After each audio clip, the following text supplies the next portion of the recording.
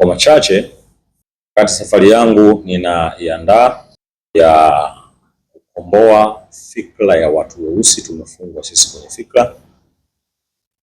Ninao chifu hapa, na sababu ya kusema nani anayeniambia niwachague, lakini nina uwezo wa kuchagua kwa sababu mimi ni mmoja kati ya mahigh priest, kuhani mkuu. Sheria zetu mnazijua. Mkono wa kulia mmemwona Chionda mwana wa Chionda, kwa muda na mimi sasa, yeye ameweza kuchaguliwa kuwa chief. Hello wana wa Afrika, mimi sasa ni chifu Chionda wa Chionda. Nawaomba Waafrika wote mrudi katika mila zenu na tamaduni zenu.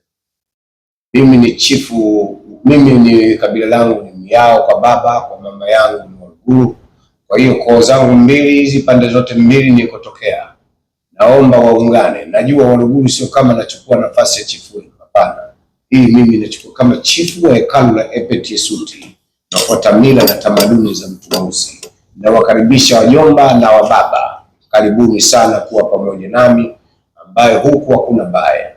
Huku tunakwenda kufufua mila na tamaduni pamoja na nguvu za kimaisha na elimu ya kiakili, ya kuondoa minyororo na kuyeyusha minyororo ya kiutumwa kichwani kwako, kuweka uwe free, uwe huru. Na hii ndio ajenda yetu. Mimi na Elkablani Matuta, mkuu wa hekalu. Ni mkono wangu wa kushoto, najitambulisha mwenyewe. Zamani mlikuwa mnamuita Mzee Norbert Joseph Chenga. Ndugu wana wa Afrika, sasa ninashukuru na zaidi namshukuru kiongozi wangu mkuu wa hekalu Elkablani Matuta Elkablani.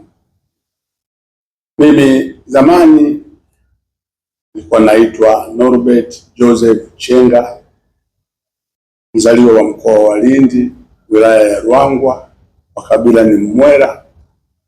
Kwa upande wa mama, kwa upande wa baba kabila ni Makua.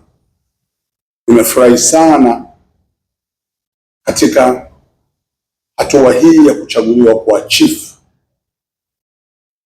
Moja ya majukumu yangu, ndugu zangu wa Mwera popote mlipo na wanaoishi ndani ya Umwerani, ni kwamba tunataka kurudisha tamaduni halisi ambazo zilipotoshwa.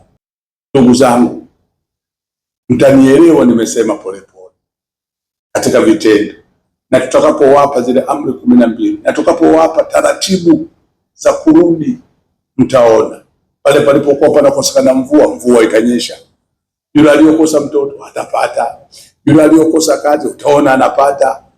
Kila kitu kitarudi tu, kwa sababu mtakuwa mnaomba kitu sahihi. Wana wa Afrika, popote mnaponisikia, vyovyote mtakavyonitafasiri, lakini mjue tunakuja katika mbio hiyo. Chifu Chipanganya atawaongoza, atawasimamia, nami kiongozi wangu mkuu wa hekalu Matuta atakuwa karibu yangu akinipa miongozo pale ninapopotoka. Karibuni sana.